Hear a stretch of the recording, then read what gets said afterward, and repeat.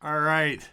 How's everybody doing today? Hey, listen, thanks for tuning in. Welcome to the ninth episode of our Lincoln Real Estate Group Coronavirus, Denver Housing Market, Coronavirus Update, Market Update Livecast, where we're working to kind of bring you the breaking news and the stuff that's going on as we go through all of these changes.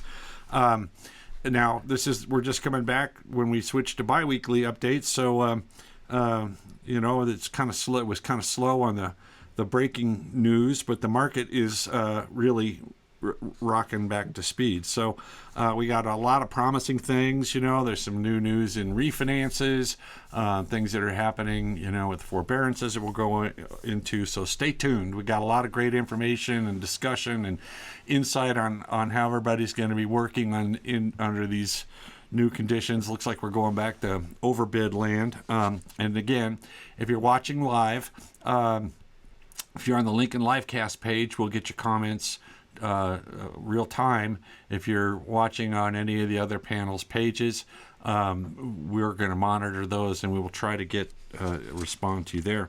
So with that, of course, I started with the whole panel already up again. Didn't I? As I was not paying attention. Yeah, I'm like, they were supposed to, they're all like sitting there going, Tony, man, get the video guy in to press the right button. Well, let's see. Again, our panel who needs no introduction, I'll introduce anyway. We got Jen Erzinger, our chief and trusted broker owner of Lincoln Real Estate Group. Yay. Good morning. Our special and always on top of things financing expert, Pam Wandry from Columbine Mortgage, who gives us. Eddie. Yeah. And then we've got the A-team down here in the bottom. We got Ann Schabacher over there next to me. And then a little lowly me here in the bottom right with my haircut. Life's Which good. looks very nice, we might add. Congratulations. So, yeah, man, another what a couple of good weeks going on, huh? It's been a little quiet on some of those news organizations that were forecasting gloom and doom. What do you guys think about that? I think it's great that they're quiet. Yeah, I don't think they have anything to report. For our audience out there, things are rocking and rolling. But we've got some new stuff happening, some breaking news in the financing land. We had an issue on forbearances, right? So what's the scoop on that, guys? Well, good news on forbearances.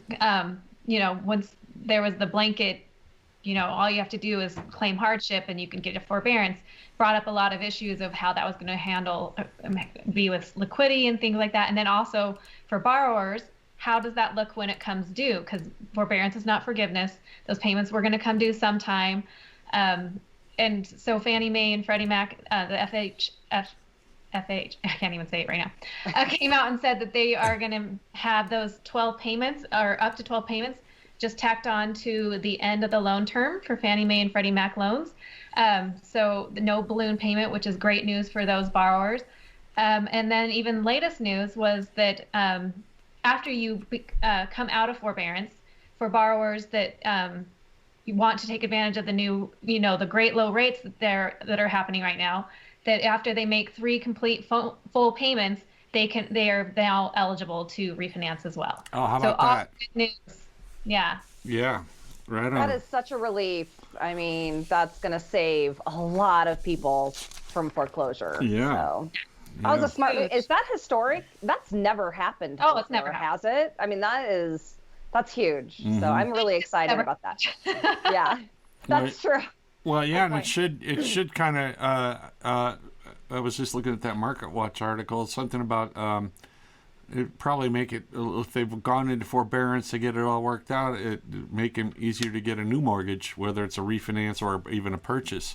So for those that are, figuring out that if we get locked down again, I need a home office, or that stuff. That's pretty good. That's really good news.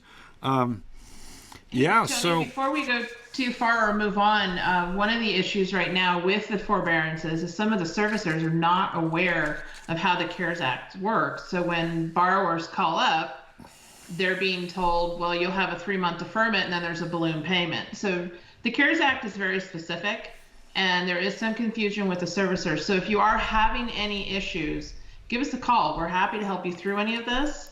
yeah. The servicers probably weren't quite up to speed when this started. So there has been some complaints and there has been some concerns with that, but the CARES Act is, again, specific. It is a deferment. Yeah. No, that I gotta tell you, that's awesome.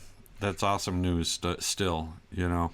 Because I remember when this all first started, it was like, what the heck are you going to do, man? You'd be faced with, you know, what, $25,000, and it's like, yeah, but Right. Yeah. but so that whole We everybody don't have thinking, to get on our soapbox this week. right? We don't have to go dispute the media again, you know, which is a full-time job if you're in real estate, you know, is to be prepared to show your clients the facts. Yeah. But there was another comment from, and we're kind of on the national level, but our guy, Lawrence Yoon, the chief economist for National Association of Realtors, so people were like, what about values? And what about values? And his comment was that, okay, well, in the market, and he's talking on a national level, might see a little bit of a dip. He goes, but the listings that are on the market are still attracting buyers and boosting home prices. And so I'm sure that would be a big relief. But and we'll get into what we're seeing here, and I think a lot of you guys will see why. But yeah, for because we're going to be going into a new era, or no, not a new era, but scarce market, right? Lots of buyers, no inventory, overbidding, and we'll talk a little bit about that for you guys. Stay tuned. That is all too familiar. But yeah. So the short version for our audience here is things are. I mean, they're opening up. It's still a little difficult for those of us who've had to go out and do some showings. You know, we're masks up, gloved up, booties on, disinfectant in hand. You know, I need some holsters. You know, following everybody. Don't touch that. Don't touch that. You know, and stuff. But we're getting. It's getting done. Hell, we've got a guest. Yeah, that's okay. Yeah. Well, it had to be somebody. It was going to be me because my little guy Ranger, but he got toted off. He was trying to get in today. It must be a dog in the doggy Facebook. They're like, yeah, tired. they're always leaving wants us to out. tote them off, let me know. Yeah. So, but for our audience here, our market, last time we talked, it was like it's revving up. Well, guess what? The race is on, and things are really cruising. Lots of dynamics that are going on in this market as we get busier and busier. But let's this is probably a good throw to Jen here on her weekend update. I wish I had the little music intro. The weekend update from Jen. So to you, Jen, what do we got? All right. We're up a whole 76 listings. So total actives is 5987. So we're still really low, but that's where we're at right now. Thursday through Monday. Now keep in mind this is a holiday weekend, so I don't know, things are likely off. So new listings that went up, 725, which is down 93. We had 864 go under contract, so some of that inventory is getting gobbled up. We closed 243, but again, nothing could be closed yesterday due to the holiday. Right. So yeah, that's what closed on Friday. Yeah, it would be Thursday, Friday. Right. Yeah, and then withdrawn was just 61, which is about where we've been trending for since we've opened back up. Right. So. Right. No, those are. I mean that's just over the 4 days. That's still pretty amazing. A lot of property was being shown this weekend, and Tony, you can vouch for this. You were out and about. It was, it was a rat race out there. So I pointed out. I said, because you see the brokers with their buyers out, and I'm like pointing out to the buyers. I said, those guys are going to be following us all day, know. Yeah, exactly. They're going to be we might as well make friends with them. Wave, social distancing included, right? That wave. But no, they were out, and there were some interesting observations, and we get into this when we get into the Excel thing, but we had been seeing a lot of these price adjustments, which we'll get to in a second, and of course I saw a fair number of things that were like, okay, well, this explains part of it here. You're like priced way out of your range, You've got a do-it-yourself fix-up basement, with electrical fixtures hanging out and stuff that didn't show in the photographs. But they're 20, 30,000 high, and people get out there and they're like, oh yeah, So wonder how many quarantine do-it-yourself basements we're gonna see. Man. Well, and to one of the things for our audience is that a broker's job is to market the property, right? I mean, and so we get you really snazzy pictures to bring you out there, but when you get there, there's some things that are like, well, hey, looked really great in the pictures, but I see that tile's really not grouted in. It's just laying on the floor, that kind of stuff. But it is what it is. But and stuff. But we have this is probably a good time to go to Mr. Excel spreadsheet here. This is for you if you're just tuning in for the first time. This is the spreadsheet we keep track of that's been tracking the different activity on a daily basis as we started the COVID virus. Now, I'm thinking I got to see where I'm at. Let's see if I can get up here.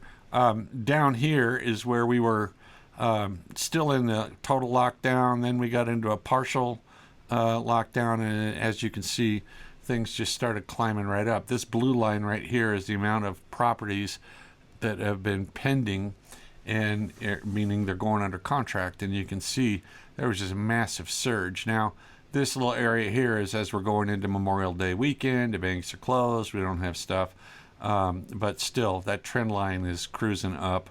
Was it 1,585 properties went under contract in the last week, and what do we have, 5,800 on the market. So do the math. It's jamming. The green line here is the amount of inventory coming up, and you can see as this gap is spreading, right? Okay, so you got 1,500 listing or pendings going on, and only 1,000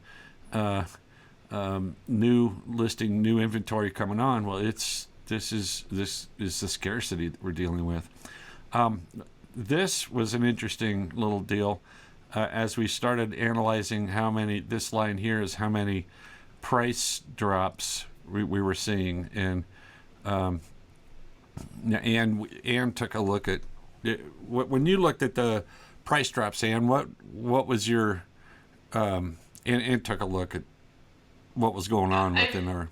I've been watching the price decreases just because they seem to take a big jump all of a sudden, and then obviously they're trending back down, but they're not the amount one would think. I mean, the highest price drop is about 10,000. Mm-hmm. The average price drop being about 5. Now, at some of these, I looked specifically at the property, and there's one, like, for example, one townhouse is really cute, but very original, and it's priced as if it's completely fixed up. So it's priced as what a completed remodeled comp would be. Yeah. But it's not remodeled. So buyers know that. Buyers are smarter now than they have ever been, and very, very educated, and they know that that's not what they should be paying for a home like that. Now, it's very cute. Yeah. Yeah. But when that price comes into line as to where it should be, then it's going to sell. Right. And it'll sell quickly. the leveling off or the the lowering down, I think people kind of figure. I think there was a little bit of optimism, or I mean, here we were closed down. What's the market going to do? Where should we be? And to some's defenses, as we slowed down, we might not have had relative comps. And for those of us who you guys remember the MLS book. They used to publish once a month, and it's like, okay, you got this, this, and you're doing the guess. We're going to guess price and add 5,000 or 10. So I think, but now that the data's in there, but I think that people are realizing that you got to be priced. You got to be priced what the market says, and once your price is at the market, it'll sell. But it's well, a real. When you're at a hyper. Oh, go ahead. Sorry. Oh, there were still some of those.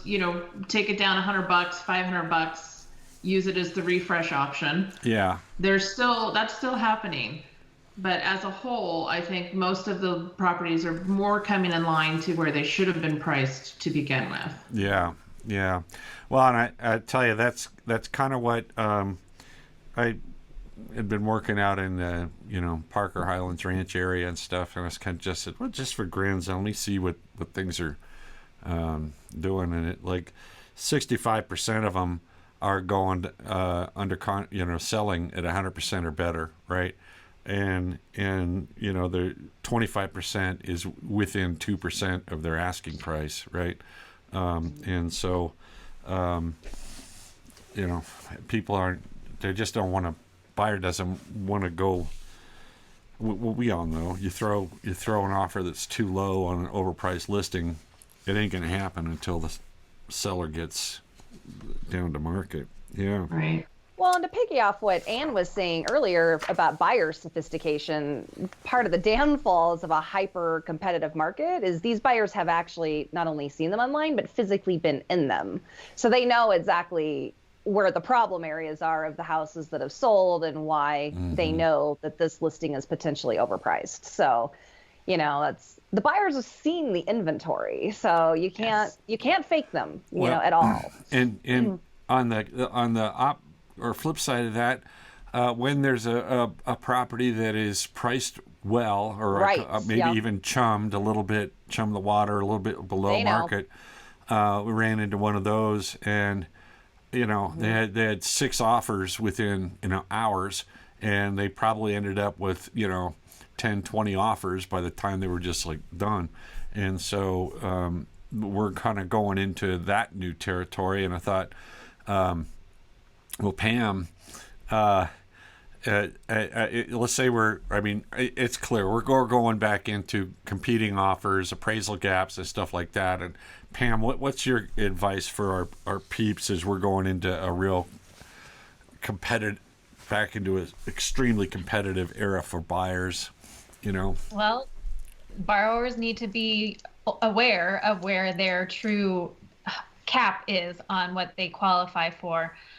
Whether that means they are looking at properties that are slightly under their cap, so that they, have that room to work the bid up. It's just, just making sure that they know what their qualification limits are. And if they're on a line, Denver market has a higher home value, market. And so, that $510,000 limit, for the max loan, conventional loan limit leading into a high balance loan, that changes the loan or what program. we call a jumbo loan, right? Above 510, we're in jumbo land. It's a different product, different beast, right?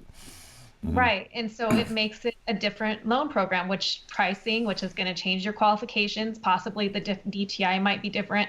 So you just need to be aware of what the qualification you are qualified for before you go into those situations and know, okay, I can go 10 above that. And then there's the appraisal gap thing. Just make sure you're able to have enough funds to meet that appraisal gap. If that's going to be written into your contract, things like that. Just speak with your lender, make sure you understand where your true line is before you get into those situations. Yeah. Well, and there's other hazards just on the real estate contract, Ann and Jen, like inspections and stuff. You guys, what do you got to tell our folks? I mean, if you get into an overbidding thing and a buyer wants to like waive his inspection. Yeah, that's a no-go for our group. We don't allow that. No. But we do see it. If we're competing against sophisticated buyers, they're waiving inspections, and that is just something we refuse to do. So, Anne's ran into that several times. I ran into that. You know, we're being pressured to remove that contingency, and it's just not smart. You don't know what lies beneath. You've got to get your homes inspected. So there are better homes out there for you where you're going to be allowed to inspect. Yeah. And it'll all work out eventually. We might lose one or two because of that, but ultimately. Well, the last one that I had, the last buyer that I had, they're first-time home buyers, and we were pressured for the appraisal gap, and we were pressured for waiving the home inspection. And we did write in the appraisal gap, but only to a certain amount. And we refused to waive the home inspection. So they didn't get it, but they ultimately got a better house that they absolutely love for the same price. Yeah. And no appraisal gap, and they got to have their complete home inspection. Well, and I think that's a good point. They got a better place, and even when you're in a tight market, you know, and that better place may not be readily available, and you don't see it, you know, on the MLS. I mean, that's been my experience, is when something starts to get too rough or it's not working out, that's like, okay, it's like bumper cars. It's just bumping you over to the right one, you know. It always works out to the better. But, yeah, those there's so much. And for our audience, you know, there's more to just the house that needs to be, you know, it's like a neighborhood. You've got other things around that you need to check. This is going to be the place where you're living, and to just think that, okay, it looks fine, it's all going to be fine. I can guarantee you, if you thought it's all going to be fine, that's when you're going to discover that, you know, oh, I see. They cut out all the support joists here in the basement to make more room. You know, that's why the place is leaning 5%, you know. Yeah. But no, we just for our people. But a lot of and these guys were first time home buyers, so they were getting, there was 13 offers on this one home that they wanted us to waive the home inspection for. 13 offers, so we were running into multiple offers on every property. Well, the one they ended up getting had 9 offers, and we weren't even the highest offer. But ultimately, it's about, you know, how you structure that to make it work for the buyer and the seller. But they were getting so caught up in that they were actually willing to waive the home inspection, and we had to sit them down and say, this is why. That's not going to happen. Well, and I mean, appraisal's one thing if you can make up the difference. The inspection, I mean, that's a hard. That's a a line I'm not willing to. And there's other things that can happen when you're trying to structure a purchase, you know, for a buyer. You know what, we can turn around the inspection in 6 or 7 days. You know what, we can close in 20, 25 days. You know what, I mean, there's other things that can be done that make a buyer's offer stronger when you're in a competing market. But risking, you know, I mean, especially a first-time home buyer or any home buyer. I mean, this is it's the biggest investment most people make in their entire life. You don't want to mess around with that. And issues that become problems are not cheap. It's not a $300 fix, you know, if you've got, you know, structure problems, or if you've got, you know, or one sewer line, or you figure that the every, you know, furnace and the air conditioning are fine. Well, you know, those are not, you know, $7,000 to replace. I mean, do you have, you know, you got. So just be careful. Well, That's what we brokers do. I mean, we look out for and actually everybody in the process. The lenders, you know, when they're doing their appraisal stuff, they're noting things. They don't want to loan money on something that's got issues. Brokers don't want our buyers, you know, going out there and getting stuck in a money pit, you know, or something that can't be sold, or because you just don't. So, you know, for the do-it-yourself home buyer. Call a broker. Like, yeah. I mean, Anne, who was your seller on that particular property where you were getting bullied? Zillow. Yeah. Zillow. I should have said iBuyer. iBuyer. We got the iBuyer. Well, Sorry, I named that one. yeah. So But I kind of felt to the point like, is there something wrong with this house that you don't want us to discover?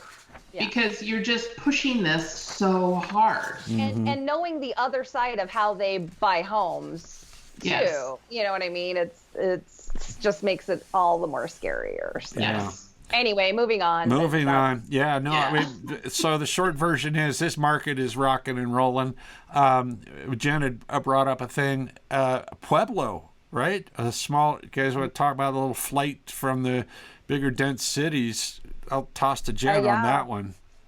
I was reading an article. I apologize, I can't source it because I read so much over the weekend, but they are going gangbusters right now. And sort of that lower city, it's smaller than the Springs, a lot smaller than Denver, but yet they still have a mall. They still have services, a college, and a pretty decent one at that. So that's sort of the level of city that's just rocking right now, especially in the western states. So, and that is exactly what was predicted at the beginning of this. As more companies are allowing their employees, it's like, okay, this isn't bad. We can allow our employees to work from home. This is actually working. The great forced experiment, as I call it. And, of course, they have high-speed internet, too. We've talked about that. That's a thing, especially well, and that's a huge point. All the time. I remember a couple of years ago, there was talking about a flight to the small towns. Well, a lot of the small rural towns don't have the high-speed internet access. I know we go see my mother-in-law, and they got the fastest speed there. It's like 7 megabits a second. Well, you can't really do much with that. By the way, my sister Lisa joined. Hi, sis. Thanks for watching. Sorry, I had to take care of the fam, A little shout out there. Yeah, a little shout out. But to your point, Jen, it's like you're right, because it's a medium-sized town, and the properties are reasonably priced. And if you're in an expensive market, getting a little more space, getting into a little less expensive housing, I think a lot of people are digging that. I think we'll see more of it. But Ann had mentioned. Did we say that in the show, or did we say it in our green room thing? We talked about in the green room. The flight to the burbs. Yeah, about when we thought that we'd start seeing that. Yeah, we've been talking about that, and it's still a little bit early for the numbers, but I'm continually tracking them each week by county. Mm-hmm. And there's some differences, but I can't pinpoint just yet what exactly they are. Mm-hmm. But these companies are letting more people work from home. As they work from home, they have more. They can move freely. They can move to Pueblo. They can move somewhere less expensive than, say, Denver Metro. Right. They have options now. Right. No, that's an interesting thing, and Colorado Springs was like that. If you guys remember, before it started its big. Everybody is hauling down to Colorado Springs, Now. Well, they're still crazy too. Oh, yeah. They're one of the top markets in the nation right now. Well, yeah, so and I think they haven't really slowed down. No. So I just dealt with an appraisal for a client that bought a house. Unfortunately, the situation has changed, but just reviewed his appraisal, and it's gone up quite a bit just in the year he's in the house. Yeah. Well, no, lots of things shifting around, people changing priorities. Where do I want to live? How does a space I got to work in got to work now? And if there's the thought of, we got to be locked in our places for months again later, what's that going to look like, and stuff. But, and it all requires financing, which is like, Pam, you're about ready to go on the hot seat. Because, without the financing in place, it doesn't work. So, but before you get into the rest of the stuff, what do you think? What's your take on the long-term outlook of availability of financing, Pam? We are experiencing lowest rates that we've had, all-time lows right now. That Freddie Mac this morning quoted 3.24% with 0.7 in fees. But that being said, all these low rates that you're seeing quoted online and, on the radio, those are usually for top tier borrowers, large down payments, pristine credit, robust finances, credit history, things like that, where that's the lowest of the lows. They're getting the, ultra low rates that are being quoted. So as you get your own loan qualification and rates quoted to you, you have to take into account those different things, your FICO score, your how much are you putting down, how strong is there more than one borrower on the loan. There's lots of things that go into the pricing that help, the rates that, so those rates can change from what the ultra lows are, but we are still experiencing extremely low rates. Well, and that seems like the financing industry, right, is probably not. I mean, you would think if they thought that housing was going to be a huge risk, that we might not be seeing low rates. I mean, what are your thoughts on that? Well, they're not exactly tied, but you're right. If they were worried about that, they probably would not be so free with their lending. That being said, guidelines are still tighter out there for certain particular borrowers. People that do have lower down payments, poor credit, things like that. The guidelines are still a little bit tighter right now for them. Self-employed borrowers, same thing, just a little more challenging, still being done though. But the boom that we've been talking about, it's still happening. Once again, 6% increase in purchase loan applications over last week. That's 160% more than the same week a year ago. People are out buying homes. I'm pre-qualifying people, quite regularly. I'm, and refinances. People are still coming in and doing refinances because the rates are so great. And the lending is still there. It is still there. Jumbos are slowly starting to come back. Not the greatest pricing on those, but they're around if you're desperate and you need it. You probably can find it. Non-QMs, not quite back yet.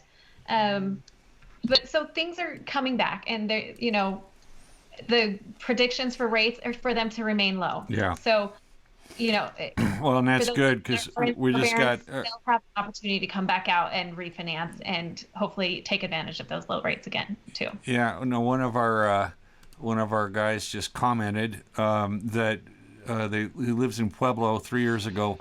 The building of new homes is crazy. And so that's good that we've still got financing because Pueblo's going to need it. Good. Yeah. Give me a call. No, thanks, Rich. How does Pueblo feel about the influx of? Well, you do have that, we know what that feels like. We know what, because we had California move here, Yeah, Denver, yeah. The feeling the thing. But I had some. What are like new mortgage applications and for purchases or refis doing? Do you have some more numbers on that? Yeah. So 6% up for purchase contracts from the last week. This is from May 21st, the week ending May 21st. Right. So purchase applications were up 6%. That's 160% over the same week last year. Refinances were down a little bit, but they are still going gangbusters as well. Just over what it was last year. Mm-hmm. So mortgage applications financing is moving. Lenders are moving in and out as they price really aggressively in the morning and fill their buckets and then pull back a little bit. Still kind of seeing that happen, not as frequently. Sometimes it's just, day to day, it may be a different lender that's at the top of the list, with their lowest rates. And so, it's moving along. Refinances are taking a little bit longer to get through. Purchases we're still closing under 30 days. Lenders are generally prioritizing purchase contracts, getting those loans closed on time. Appraisals, I haven't really seen an issue with timing on those, or not coming in value. Haven't really had an issue with that, except for when the borrowers overbid. And then they put an appraisal gap in, knowing that they were probably over. So not really seeing any issues around the appraisals. Things are getting done. Things are moving along. Yeah. So financing is rocking and rolling. Yeah. Well, and I think, Ann, we were talking about how the strength of housing, as far as supporting our economy. You had some thoughts on that from, it was about something about pulled us out of the last 7 after World War recessions. II, Yeah. for the next 6 decades, housing pulled us out of recessions. Now, in 2008, housing caused the recession. Well, so there's it's, a difference. Lending. I don't know if it was Bad housing so much as it was the Finance. financing. Let's sell some bum paper and see if we can. It's all Pam's fault. It's Pam. Let's Pam did it. put them all as A paper. You say Sell you 'em off. have to make 100,000. Oh, okay. Here's a loan. Yeah, here you Exactly. go. You're breathing, right? You're breathing. Okay, good. All right. Yeah, but they're forecasting with our demographics and current and vacancy rates that we are still in a deficit of about 1 million homes, Well, yeah, and that's huge. huge. That's huge. And they can't build them. That's a They can't scary build them number. fast They enough. can't build them fast. They don't have. Yeah. It costs too much. We don't have the labor, right? They can't turn them as fast. And you know, that's just what do you call it? You know, I mean, you got the Gen Xers and the millennials, right? Well, that's a huge group that are moving out of mom and dad's basement, or at least the millennials. Now, You know. I've been out of my mom's basement for a minute. Yeah, but you're Gen. Yeah, I meant the millennial. You know. I'm an ex. Well, all the new I'm going to get in home builders I've trouble talked here to- somehow. So, yeah. All right, shut up, Tony. All the new home builders I've talked to are they're going gangbusters. They I are. mean, Well, yeah. they Yeah. just can't keep up. Mm-hmm. Well, and Which- what that equates to, bottom line, from the consumer standpoint, is seller's market for a very long time to come. Period. Yes. We just, when we don't have housing stock, that just automatically creates a seller-heavy market. Yeah, So. which for a buyer, okay, so it's a little difficult, right? And you might have to overbid and stuff. But for a buyer, you're now would be a seller once you own the home. Yeah. And exactly. and now you can enjoy one of the benefits of, you know, home ownership. You know, is the appreciation, some stability, some security, and stuff like that. And I mean, even, and we talked about this before, even if housing were to take a little bit of a dip, it has always come back. And I think that Dr. Yoon had mentioned, or maybe that was Ian's article, I don't remember, but housing's poised to be part of, you know, the economic recovery out of this whole Recovery, COVID thing. yeah. And at least in our market, that's pretty clear that, you know, that's good. There's, you know, so can't go wrong there. But yeah, well, what about yeah, it was kind of nice not getting salvoed by a bunch of misinformation. You know, it's kind of like the facts sort of shut up the doomsday people. You know, it's like, well, they can't. Oh, I do have one. Yeah. Okay. I read an article this weekend on how mortgage delinquencies are up. And I'm thinking, really? With the CARES Act, how is that? Possible. How is that even possible to be They're doing that right now? counting all of the deferrals All as a the delinquency. forbearances. Oh, okay. I'm like, And I'm thinking, could you have a more misleading headline? Oh, well, I saw one that had to, yeah, that's along the lines of the housing sales were only half of what they were last year in April. And it's like, well, let's see, because we couldn't close them or we couldn't go out. But then, you know, now you're looking at, I mean, we had the days on market and the activity, the pendings activity. It's like, are you know, we're back. You know. What did you say, Tony? We're 84% of where we were last year during a total let me shutdown? pull it up here. Yeah, so we're 89% of last year's volume. So in May last year, 5607 pendings in May. This May, right, coming out of the lockdown, we're at 89% of last year's volume, and we still have a week to go in May. You know, so I mean, Those are insane and numbers. that's what we've been saying, is that we've been seeing this upward pressure of demand, and it's there, and so different dynamics. I mean, trying to get out and get your place ready and disinfected, and buyers to come in with masks and gloves and stuff. But I mean, despite all of the obstacles, I mean, I'm predicting by the end of the month, if we look at May this year to last year, we'll either be at what we were doing last year or better. Absolutely. Which is incredible given April. Given where we're at, Well, we couldn't even show properties. Yeah. So appraisals are coming. We're not seeing problems with there, other than the typical when we overbid. And for our audience, and I just thought about this, maybe they don't know what an appraisal gap is. The lender will loan whatever percentage financing you get based on the appraised amount. And so if you're bidding on a property, you bid say $10,000 more than the property would appraise for, you have to bring that $10,000 to the table to close. You can still buy it, but the lender will only do their financing, and that's the gap that we're talking about. That the sellers want is that okay. I just want you, Mr. Buyer, to guarantee me that as long as it appraises at what we had it listed for, you're going to still close, even though you're offering me more money. I hope that makes sense. And if it didn't, just call any of us up and we'll explain it. Yeah. Like, yeah, Tony said something that didn't make any sense. Hey, Jen, can you help us out here?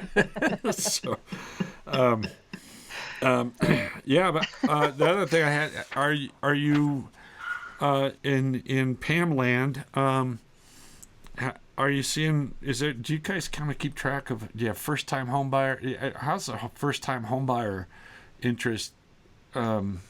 You guys are seeing? Well, it's still there. I mean, I would say the interest has not gone down any. I would say they're probably some of the ones that are feeling the pinch the most with the tightened guidelines, because they're generally, maybe a little bit lower FICO scores, less down, things like that. So maybe a little bit harder, or maybe they're having to come in at a lower price point than they were planning to meet the debt to income ratios. But that, and then, down payment assistance programs are a little more difficult to find right now. They're still out there, but some lenders have suspended those right now. So trying to find the down payment assistance programs, you have to search a little bit higher, but they're still there. I have one lender that does a national one right now. And so they're still around, but that poses some challenges itself with the lend, because sometimes they generally have a little bit higher interest rate, which will also lower the borrower's price point of what their purchasing power is. And the other thing too is that going into this competing market, we had talked earlier about, okay, if you're approved at 200, maybe you got to be looking at 180. So give yourself some room to be able to do that, but you still got to be very aware, especially first time out and low down payment and stuff like that. But man, lots of great information. Anybody have anything else before we go to our surprise section of the show? No, I think we drove our points pretty hard. Yeah. Yeah, no, I think it's just very good to see. I am so glad that we're actually looking at, what we've been saying we sensed was happening, and now we're seeing it in motion. And I'm like, I got to think that's got to be a huge relief for. We do know what we're talking about. We know what we're talking about, but for anybody watching that, I was thinking about buying a house, and then I had to listen to Mark Cuban that said, the whole thing's going to fall off a cliff.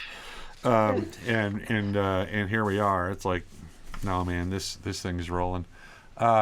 We got a comment. Somebody asked, anybody know this question? Hang on. Jim Edgell asked, anybody have an idea of the cost per square foot to have a home sanitized? Ooh, that's a good one. That's a Jim, good that's one. a great question. I think we're going to have to do. Down. We're going to have. So I guess the short answer is I don't think any of us do yet, but I bet we will by the next show. So, but no, that's coming in. Actually, I just wrote one where it's like the house has to be professionally cleaned and disinfected, right? and as part before on the move out. So we'll probably have a handle. I don't know how that's going to work. Whether they do it by the square foot or they do it by the hour. Or... I think they're doing it like from the advertisements I've been seeing it's square footage capped. So homes up to this. And is that where they go in with that spray machine? Yeah, I've seen other ones where they're actually doing a wipe down and all of that. And it's like, yeah, that's expensive. Like when you're actually going in and like kind of that commercial sanitation. I actually had an investor who would do those with some properties, and 2 years ago that was $2,000. Yeah, so, right. But that was that they were wiping down walls, floor to ceiling. I mean, it was insanity. Well, it's going to have to be a thing, and it's a cost of doing business, or just, sellers need to be thinking about that. Buyers, if you're buying, you want to make, see if you can request that or get that as part of your transactions, because is what it is, so. I mean, at least, from what we're starting to see from a virus transmission standpoint, at least getting it professionally cleaned. Yeah. I mean, that's basically disinfecting from what they're finding. So it's not transmitting surface to surface as easily as what they were saying. So all good I think news. Just being reasonable. Yeah. Yeah. No, this has been awesome. And so we're kind of getting to the time here, and it's about that time for silly stuff here. And for those of you who have children that have been home and doing online learning, we kind of took a look into the future of our children's first day back into school after the lockdown. So, Lord help us. Yeah. I just got to thinking, perhaps we could sell the children in homes. I don't know how that works. If they haven't made it out of third grade, are we able to get them a loan, Pam? As far as I know, education's not a requirement. Yeah. Okay. Yeah, and then Just employment. and then people getting in trouble. What are you in for? I was caught walking the wrong direction down the grocery aisle. I don't know about you all, but I have almost made that mistake a few times. And then after the Krusties, I quickly turned around and pretended that it never happened, It's like I knew what I was doing the whole time. I was just seeing if you're paying attention. Yeah. I'm paying attention, so... Do you actually have people follow the arrows? Nobody does it in my grocery store. Yeah. It's hit or miss, I think. Well, yeah, or if you do, so I didn't get the arrows right, but you know what? I was having trouble with the big blue marks out front, too. So, it's the mask. I just couldn't see it. But at any rate. Well, for those who joined us, thank you so much for tuning in. We'll be back in a couple of weeks. And again, unless something drastic happens and all that jazz. And we'll probably start weaving in some more topical stuff into the course of the show, because things are we're stabilizing and getting busy, and we'll probably have some stuff to discuss about how all that's going too. So don't touch that dial. But you guys have anything else? Closing comments for our peeps before we say goodbye? Thank you so much. Hope you guys have a great week. Couple of weeks. Yeah. All right. Thanks again, and see you guys soon. Bye.